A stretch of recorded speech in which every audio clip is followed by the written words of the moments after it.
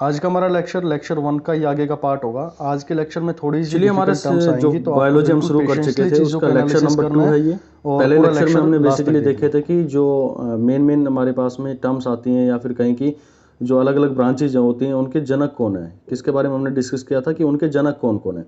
यहाँ पर हम देखेंगे कि जो हमारे पास में जूलॉजी या फिर बायोलॉजी जो है उसकी जो प्रमुख ब्रांचेज कौन कौन सी है, कौन सी शाखा है उसके अंदर में यहाँ पर हमने बात करनी है। ठीक है, उनके नाम क्या क्या दिए गए हैं।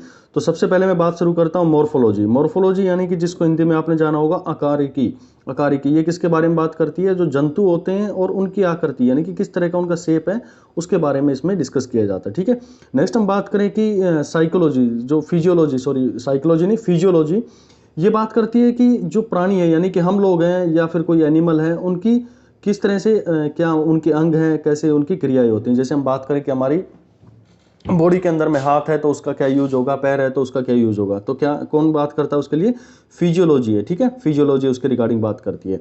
नेक्स्ट हम बात करते हैं इवोल्यूशन। इवोल्यूशन का मतलब होता है कि भाई जो पहले जीव थे, जो पहले उनकी बिल्कुल सरल रचना हुआ करती थी, अब वो क्या है वहां से मूव करके कैसे उनका चेंज हो गया है, यानी कि जटिल रचनाओं में कैसे उनका परिवर्तन हो गया। अब आप देखते हैं कि सिंपल टू कॉम्प्लेक्स उनका कैसे चेंज आया है, उसी के बारे में इसके अंदर में डिस्कस किया जाता है। इवोल्यूशन का मतलब होता है कि कोई चेंज आ रहा है किसी के अंदर में, कहां से, सिंपल से कॉम्प्लेक्स के रूप में। ठीक है, तो वो यहाँ पर इसके अंदर में इस स्टडी के अंदर में डिस्कस किया जाता है। बहुत सारी चीजें, बहुत सारी टर्म्स हैं, तो फटाफट हम इनको करने की कोशिश करेंगे। एग्जाम के लिए इंपॉर्टेंट है इनके नाम, कि ये किस रिगार्डिंग बात करती हैं, तो उसके बारे में आप लोग जुड़े रहिए इस चीज़ के लिए। नेक्स्ट हम बात करते हैं हमारे पास में जेनेटिक। जेनेटिक किसके बारे में बात करती है भाई, जेनेटिक अभी जैसे मैंने पिछले लेक्चर में भी आप लोगों को बताया था कि अनुवांशिक लक्षणों के बारे में बात करती है, यानी कि जो जीन्स होते हैं उनसे रिलेटेड चीज़ें यहाँ पर बात करी जाती हैं। तो जेनेटिक किसके रिगार्डिंग बात करती है, जीन से रिलेटेड बात करती है, कैसे एक वंशानुगत एक जनरेशन से दूसरे के अंदर में वो क्वालिटीज़ एक दूसरे से सर्वाइव करती है, कैसे मूव करती हैं, उसके बारे में बेसिकली यहाँ पर डिस्कस किया जाता है।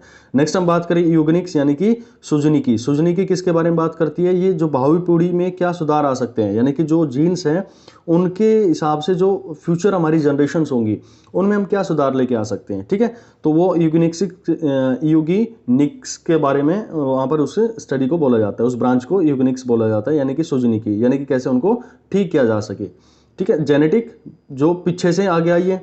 ठीक है, यानी कि जो हमारे पास में सिंप्लेक्स टू कॉम्प्लेक्स आई है, या फिर हम कहें कि पुराने जो जनरेशन थी उससे अब आई है। और यूगनिक्स है कि भाई आगे जो फ्यूचर हमारी जो जाएगी उसके अंदर में क्या हमारे पास में चेंजेस आएंगे, उसके बारे में डिस्कस करता है। ठीक है, नेक्स्ट हम बात करें यूथेनिक्स। यूथेनिक्स क्या बात करती है, ये बात करती है कि भाई जो अच्छी पीढ़ी यानी कि जो हमारी आधुनिक पीढ़ी आएगी, यानी कि जो हमारी फ्यूचर की पीढ़ी आएगी, आगे आएगी, उसको अच्छे लालन पोषण से, यानी कि अच्छी उसको डाइट दे के, माल न्यूट्रिशन के शिकार ना हो, तो उसके अंदर में क्या सुधार किया जा सकता है, बेसिकली उसकी स्टडी के बारे में यहाँ पर यूथेनिक्स डिस्कस करता है। ठीक है, यूगनिक्स ध्यान रखिएगा कि जो हमारी पीढ़ी आएगी उसमें सुधार के बारे में बात करता है, और यूथेनिक्स किसके बारे में बात करता है, ये कह रहा है कि अच्छे लालन पोषण यानी कि अच्छी उसकी खुराक देके, अच्छा खाना पीना देके उसको, तो कैसे उससे उसकी भावी पीढ़ी जो उसमें सुधार ला सकते हैं। ठीक है, नेक्स्ट हम बात करेंगे क्रायोजेनिक्स। क्रायोजेनिक्स किसके बारे में बात करेगी भाई, ये क्रायोजेनिक्स जो है ये बेसिकली डिस्कस करती है, एक मिनट रुकिएगा,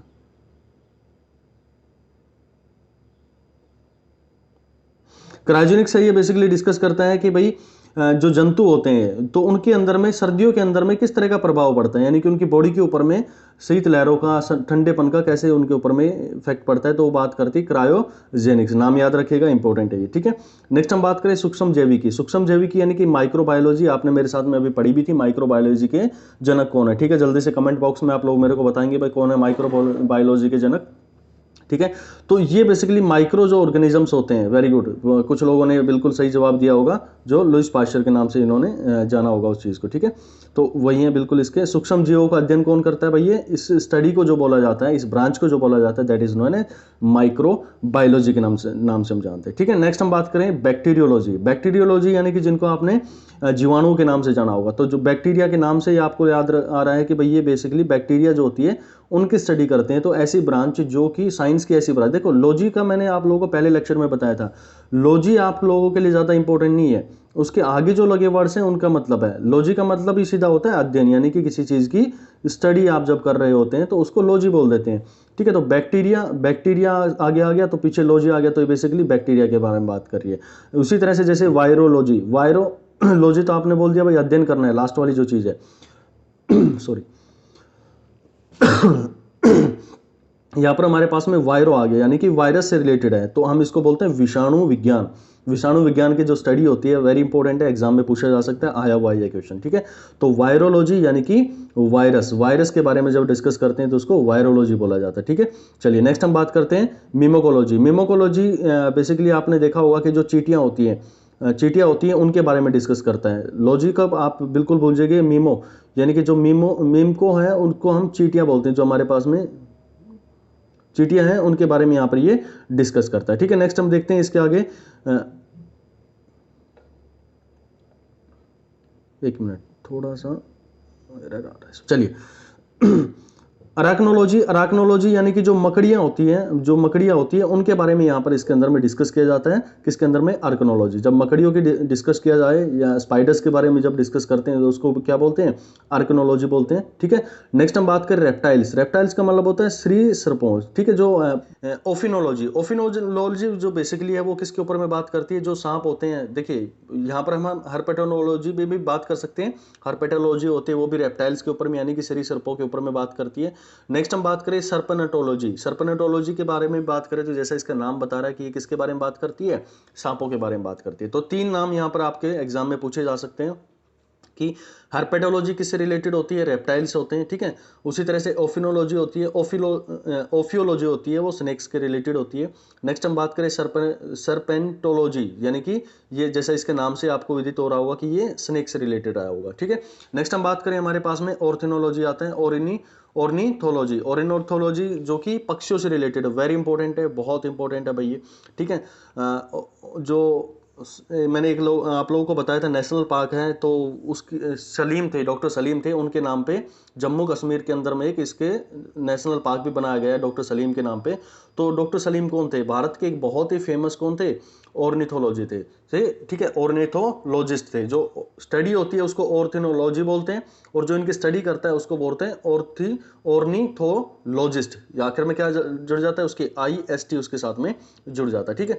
नेक्स्ट हम बात करें एंथ्रोपोलॉजी। एंथ्रोपोलॉजी किसके बारे में बात करें? जो प्रीमेट्स होते हैं या फिर जो इंसान होते हैं, मानव होते हैं, कपियो होते हैं या फिर मानव होते हैं, उनके बारे में यहाँ पर डिस्कस किया जाता है। यानी कि अगर आपसे पूछ लिया जाए कि मानव है, उसकी जब विज्ञान है, उसकी जब स्टडी करता है तो उसको क्या बोलते हैं भाई? एंथ्रोपोलॉजी के नाम से जानते हैं, ठीक है। चलिए आगे बढ़ते हैं।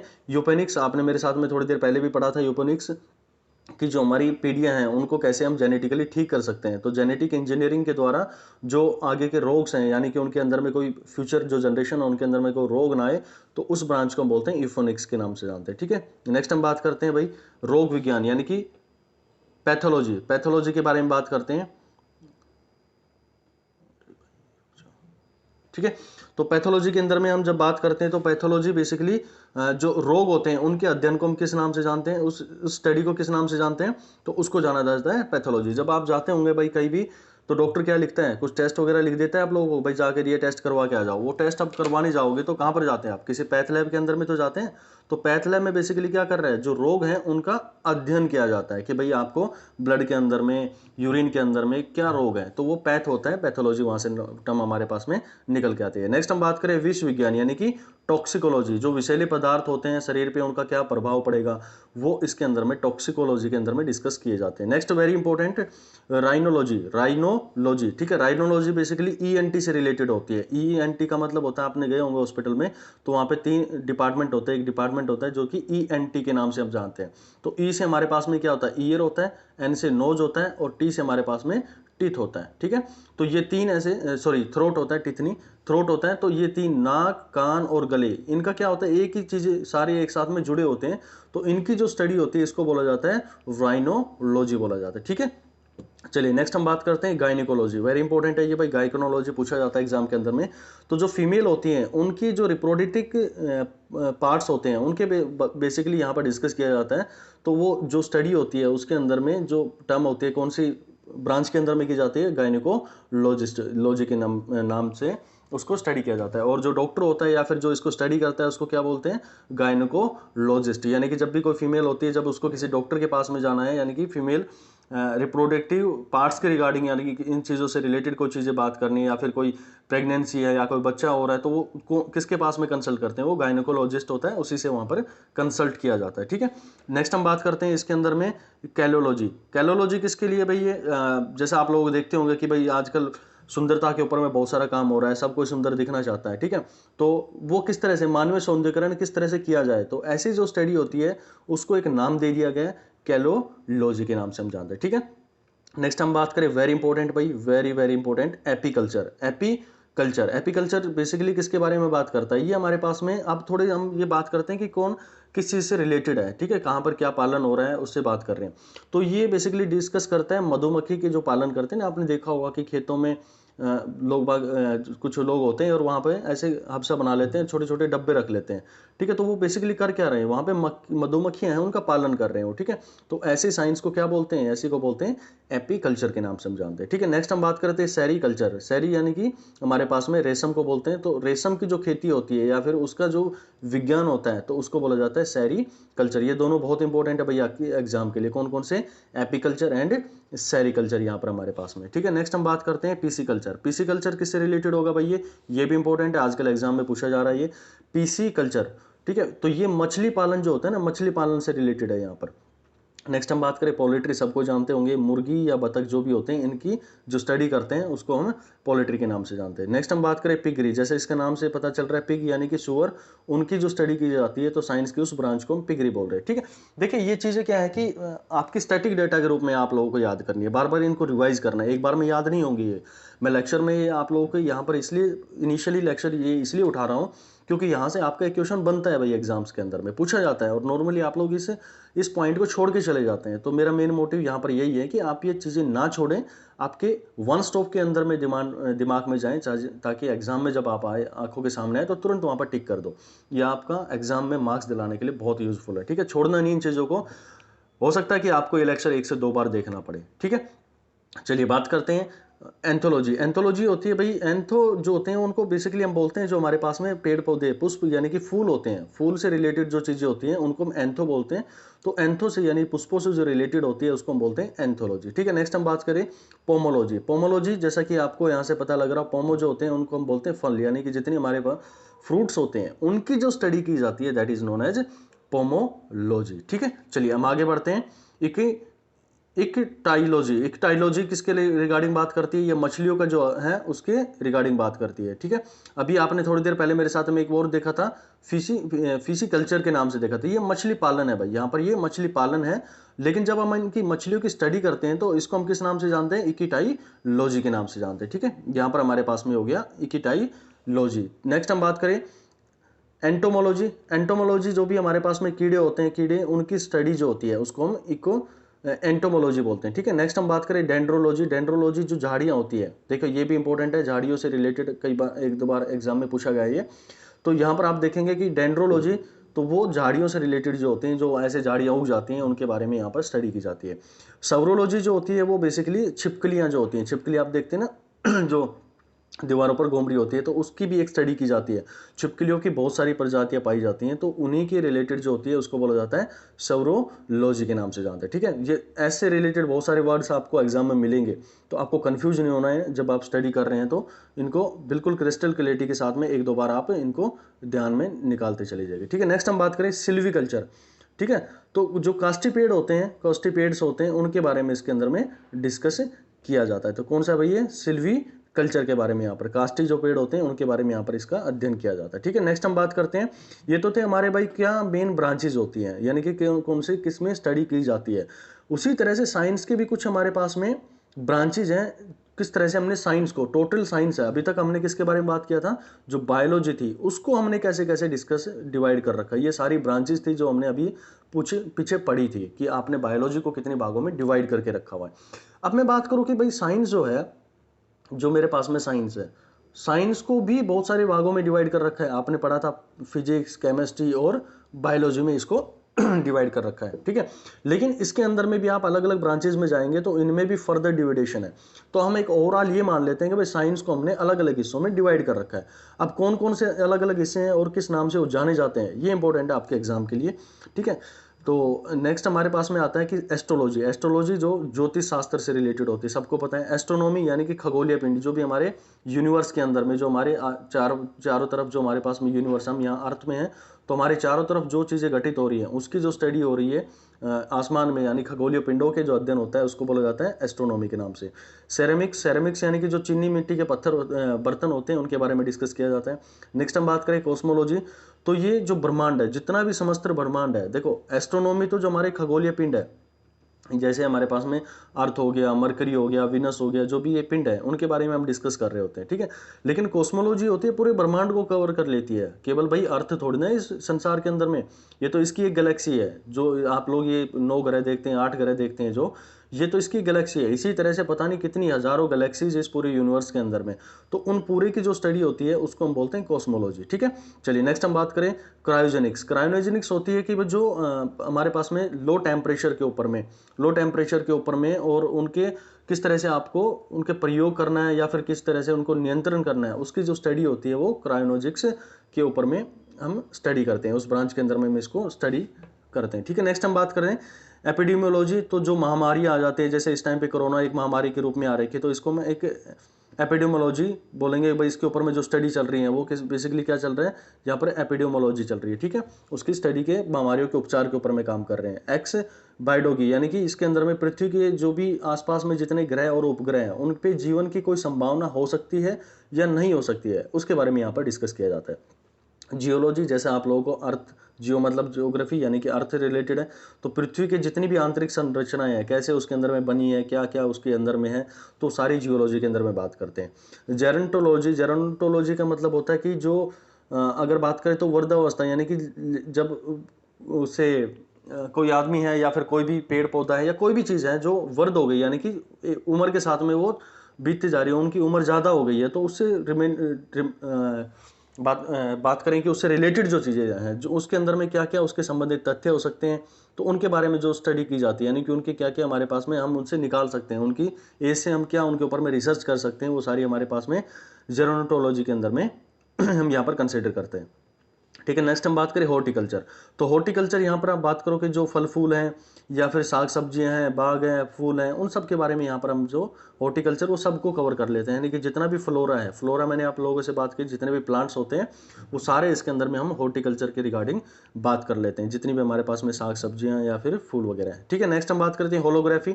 होलोग्राफी के अंदर में क्या है कि होलोग्राफी बेसिकली एक लेजर होता है, लेजर के द्वारा 3D चित्र बनाए जाते हैं। आप देखते होंगे बुक वगैरह खरीद के लेके आते होंगे तो बाहर एक लोगो टाइप में मिलता हुआ, जिसको आप टेढ़ा मेढ़ा करके देखते हो तो अलग अलग तरह के उसके अंदर में रंग बनते चले जाते हैं, तो बेसिकली होलोग्राफी होती है, ठीक है। नेक्स्ट हम बात करें होरोलॉजी, तो ये बेसिकली जो टाइम होते हैं ना, टाइम मेजर करने के लिए भाई कहाँ पर कौन सा टाइम हो रहा हुआ, तो उसको हम बोलते हैं होरोलॉजी के नाम से जानते हैं, ठीक है। यानी कि टाइम नापने के लिए उसका विज्ञान जो है उसकी भी अलग अलग चीज़ें, ठीक है। कोई पत्थर से नाप लेता है, कोई परछाई से नाप लेता है, ठीक है, कोई घड़ी देख के नाप रहा है, कोई क्वार्ट्स के थ्रू निकालता है, तो अलग अलग तरीके होते हैं, होरोलॉजी उसको बोलते हैं, ठीक है। मेमोग्राफी किसको बोलते हैं भाई, ये बेसिकली जो ब्रेस्ट कैंसर्स हो जाते हैं फीमेल्स के अंदर में ज़्यादा देखा जाता है, तो उनका क्या ऐसे उपचार किया जाए और कैसे उनकी जांच करी जाए, तो मेमोग्राफी के नाम से हम उसको जानते हैं, ठीक है। नेक्स्ट हम बात करें मीटरोलॉजी, तो जो मीटरो होता है वो उसका मतलब होता है मौसम, यानी कि आसपास का जो मौसम है कैसा होगा उसकी जो स्टडी करते हैं। जैसे आप लोगों ने देखा होगा कि इंडिया की मेट्रोलॉजी डिपार्टमेंट से वो बता देते हैं कि भाई अब बारिश आएगी, अब नहीं आएगी, ठीक है, अब धूप रहेगी, इस दिन ये टेम्परेचर रहेगा, तो सारे मेट्रोलॉजी डिपार्टमेंट के अंदर में आ जाते हैं, तो उस पूरी स्टडी को मेट्रोलॉजी बोलते हैं, ठीक है। नेक्स्ट हम बात करते हैं न्यूरोलॉजी। न्यूरोलॉजी क्या होती है भाई, जो हमारा तंत्रिक तंत्र है, यानी कि तांत्रिक तंत्र होता है, न्यूरॉन्स होते हैं जो कि बेसिकली इंफॉर्मेशन सेंड करने के लिए काम आते हैं हमारी बॉडी में। यानी कि मुझे पता, यहाँ पर मेरे पास में एक गर्म चीज़ है, मैंने जैसे इसके ऊपर में हाथ लगाया तो मेरे ब्रेन के पास में एक मैसेज पहुँचता है कि भाई ये गर्म है, तो बेसिकली गया कैसे, वो न्यूरॉन्स के थ्रू जाता है, जो न्यूरॉन एक कैरी करने वाला पार्ट है वो इसको लेके जाएगा इन्फॉर्मेशन को, भाई गर्म है, और आपके माइंड तक पहुंचा देता है। तो कैसे ये सारी चीज़ें मूव करती हैं, तो इस पूरी स्टडी को हम तांत्रिक तंत्र बोलते हैं, न्यूरोलॉजी, इस पूरे डिपार्टमेंट को न्यूरोलॉजी बोला जाता है, ठीक है। नेक्स्ट हम बात करें ओडोनोटोलॉजी, तो ओडो यानी कि आपके जो दांत होते हैं उनसे रिलेटेड है, तो दांतों का अध्ययन है। ओटोलॉजी कानों के रिलेटेड है, देखिए नाम याद रखना, ओडो यानी कान, ओटो यानी सॉरी, ओडो मतलब आपके दांत और ओटो मतलब आपके कानों से रिलेटेड होगी। नेक्स्ट हम बात करें ऑस्टियोलॉजी, तो ये हड्डियों से रिलेटेड होती है। नेक्स्ट हम देखते हैं सिज्मोलॉजी, तो ये भूकंप, यानी कि आप जब भूकंप आते हैं तो उसको किस स्टडी के अंदर में डाला जाता है, तो सिज्मोलॉजी उसको बोला जाता है, उस पूरे अध्ययन को, ठीक है। और किस पैमाने पर इसको मेजर किया जाता है, तो ये भाई रिक्टर पैमाना होता है, उसके ऊपर में इसको मेजर किया जाता है, जो भूकंप आता है उसको रिक्टर पैमाने पर नापते हैं। ठीक है, आपने देखा होगा भाई रिक्टर पैमाने पर इतनी इसकी तीव्रता मापी गई है। ठीक है, नेक्स्ट हम बात करें एरोनॉटिक्स। तो एरोनॉटिक्स रिलेटेड है भाई किससे, जो वायुयान तकनीक है, यानी कि जितनी भी हमारे हवाई जहाज वगैरह हैं, एस्ट्रोनॉट्स वगैरह होते हैं, ठीक है, वो सारे इससे एस्ट्रोनॉटिक्स के अंदर में आ जाते हैं। एस्थेटिक्स होता है, जैसे हमने पहले भी बात करी थी कोलोलॉजी के रिगार्डिंग, तो वो पूरी उसकी स्टडी है। यहाँ पर हम बात करें तो ये स्टडी जो है उसकी एस्थेटिक्स भी सौंदर्य शास्त्र यानी कि ललित कला के रूप में इसको हम जानते हैं। नेक्स्ट हम बात करें एग्रोस्टोलॉजी, तो जो तरह तरह की घास होती है उसके रिलेटेड यहाँ पर ये बात करी जाती है। तो एग्रोस्टोलॉजी इंपॉर्टेंट है भैया आप लोगों के लिए। नेक्स्ट हम बात करें आर्बियो कल्चर। आर्बियो कल्चर होता है जो वृक्ष उत्पादन, यानी कि कैसे कैसे आप लोग पेड़ों को उगाते हैं, तो पेड़ों के उगाने से रिलेटेड भी बहुत सारी स्टडी यहाँ पर करी जाती है। ठीक है, एक मिनट, चलिए नेक्स्ट हम बात करते हैं हमारे पास में कैलिस्थेनिक्स, यानी कि जितने भी शारीरिक सौंदर्य हैं उनसे रिलेटेड चीज़ें हैं ये। कॉन्कोलॉजी जो मोलस्का संघ है उसका जो है, ये जब हम आगे पढ़ेंगे मोलस्का क्या होता है तो उसके रिगार्डिंग जो होती है उसकी स्टडी को हम कॉन्कोलॉजी के बारे में जानते हैं। ठीक है, बस ये लास्ट पेज है, इसके बाद में ये खत्म कर रहा हूँ मैं लेक्चर को, ज़्यादा बड़ा नहीं है, इसके बाद कुछ 2-4 और बच गए। क्रिप्टोग्राफी इंपॉर्टेंट है भाई। क्रिप्टोग्राफी यानी कि गुड़ लेखन या फिर बीज लेखन के बारे में बात करते हैं, कैसे इसको लिखा जाता है। क्रिप्टोग्राफी होती है उसके थ्रू हम इसको लिखते हैं, तो गुड़ लेखन और बीज लेखन। एपियोग्राफी यानी कि जो शिलालेखों वगैरह पे आप लोगों को मिलते हैं, शिला जो उनके ऊपर में लेख वगैरह मिलते हैं पुराने जमाने के, तो उनको बोलते हैं एपियोग्राफी के नाम से जानते हैं। जेनिकोलॉजी जीवों के जो जातियाँ होती हैं उनमें अलग अलग कैसे विभेद हो सकते हैं उनके बारे में डिस्कस किया जाता है। जियोडेसी भूगणित के बारे में डिस्कस करता है, यानी कि ज्योग्राफिकल क्या मैथमेटिक्स हो सकता है, जियोडेसी उसके अंदर में अपना इंपॉर्टेंट रोल यहाँ पर अदा करता है। ठीक है, हेलियोथेरेपी के अंदर में बात करें, हेलियोथेरेपी के बारे में बात करें तो हेलियोथेरेपी बेसिकली किस काम आती है, जो हेलियो का मतलब होता है हमारे पास में सूरज, और थेरेपी का मतलब किसी चीज़ का उपचार कर देना। तो जो सूर्य का प्रकाश हो रहा है ना उससे हम कैसे उनका उपचार कर सकते हैं, तो वो हमारे पास में आता है हेलियोथेरेपी के अंदर में आ जाता है। नेक्स्ट हम बात करें लेक्सियोग्राफी, वेरी इंपॉर्टेंट। लेक्सियो का मतलब होता है भाई जो शब्दकोश होता है। ठीक है, लेक्सियोग्राफी इंपॉर्टेंट है ये। लेक्सियोग्राफी का मतलब होता है शब्दकोश, शब्दों का जो ग्राफ होता है यानी कि उनका जो संकलन होता है उसको हम बोलते हैं लेक्सियोग्राफी के नाम से जानते हैं। ये भी एक तरह की साइंस है। न्यूमिस्मेटिक्स जो प्राचीन सिक्के होते हैं इंपॉर्टेंट है भाई, ये प्राचीन सिक्के उनकी जो स्टडी होती है उसको न्यूमिस्मेटिक्स के नाम से जानते हैं। ठीक है, न्यूमिस्मेटिक्स के नाम से जानते हैं। नेक्स्ट हम बात करें सेलिनोलॉजी, जो चंद्रमा से रिलेटेड चीज़ें हैं वो सारी हम यहाँ पर डिस्कस करते हैं। वेरी इंपॉर्टेंट भाई, ये 3-4 हमारे पास में हेलियोथेरेपी हो गया, लेक्सियोग्राफी हो गया, न्यूमिस्मेटिक्स हो गया, सेलिनोलॉजी हो गया, इंपॉर्टेंट है। नेक्स्ट हम बात करें टेलीपैथी। तो टेलीपैथी होती है बेसिकली जो मानसिक रोगों से ग्रस्त हो जाता है तो उसको कैसे वहाँ पर उसकी संक्रमण की प्रक्रिया आई है, मानसिक संक्रमण कैसे हो रहा है उसको उसकी यहाँ पर डिस्कस किया जाता है। नेक्स्ट हम देख लेते हैं भाई, 2-3 बच गए। हाइप्नोलॉजी, जब किसी को नींद नहीं आ रही है तो बेसिकली वो क्यों नहीं आ रही है, उसकी नींद से रिलेटेड चीज़ें, किसी को आ रही है तो क्यों आ रही है, ज़्यादा आ रही है। ठीक है, तो वो जो स्टडी की जाती है तो हाइप्नोलॉजी के नाम से जानते हैं। फिर नेक्स्ट हमारे पास में ओन्यूरोलॉजी, यानी कि जो सपन, किसी को सपने आ रहे हैं, किसी को नहीं आ रहे हैं, किसी को ज़्यादा आ रहे हैं, फिर बिल्कुल सपनों में खो गया है वो, तो ओनियोरोलॉजी के नाम से हम जानते हैं। ठीक है, थैनोटोलॉजी, देखिए नाम में वही आप लोगों से पहले लेक्चर में मैंने बात की थी, बायोलॉजी की समझ में क्यों नहीं आती है, बायोलॉजी की टर्म्स जो होते हैं, जो वर्ड्स होते हैं थोड़े डिफिकल्ट हो जाते हैं, इसलिए बच्चे छोड़ देते हैं इस चीज़ को। आपको छोड़ना नहीं है, 2-4 बार रिपीट करना है, क्योंकि nothing is impossible in the world if you practice more and more than you will gain it. ठीक है, आप लोगों को बिल्कुल चीज़ें यहाँ पर रिमेंबर हो जाएंगी वन स्ट्रोक के अंदर में, अगर आप बिल्कुल कंसंट्रेशन के साथ में चीज़ों को 1-2 बार में रिवाइज कर लोगे। ठीक है, नेक्स्ट हम देख लेते हैं थैनोथोलॉजी, यानी कि जो किसी की मृत्यु हुई है तो उससे रिलेटेड जो भी स्टडी की जाती है वो थैनोथोलॉजी के बारे में डिस्कस करी जाती है। मैंने कुछ यहाँ पर जितने भी इंपॉर्टेंट टर्म्स हो सकती थी उन सब के बारे में यहाँ पर आपसे इस लेक्चर में डिस्कस करने की कोशिश करी है। आई होप आपको चीज़ें बिल्कुल क्लैरिटी के साथ में आई होंगी। इसमें क्लैरिटी नॉर्मली आप लोगों का माइंड करेगा, ठीक है, कि आपके लिए कैसे आप इन चीज़ों को याद कर पा रहे हैं। आप सिर्फ याद करेंगे, इनको एक बार देख लेंगे तो हो सकता है कि 1-2 बार के बाद में आप इन चीज़ों को भूल जाएं, लेकिन जैसे जैसे बार बार इन चीज़ों को रिपीट करते जाएंगे आपको ये बड़े ही बेहतरीन तरीके से समझ में आने लग जाएंगी। ठीक है, तो आप इनको बार बार रिवाइज कीजिएगा और मिलते हैं नेक्स्ट लेक्चर में, लेक्चर नंबर 3 के अंदर में। जिसने लेक्चर 1 नहीं देखा है भाई, ऊपर आई जो आ रखा है उसके ऊपर में आप क्लिक कर दीजिए, वहाँ से आपको उसका लिंक मिल जाएगा। Thank you so much.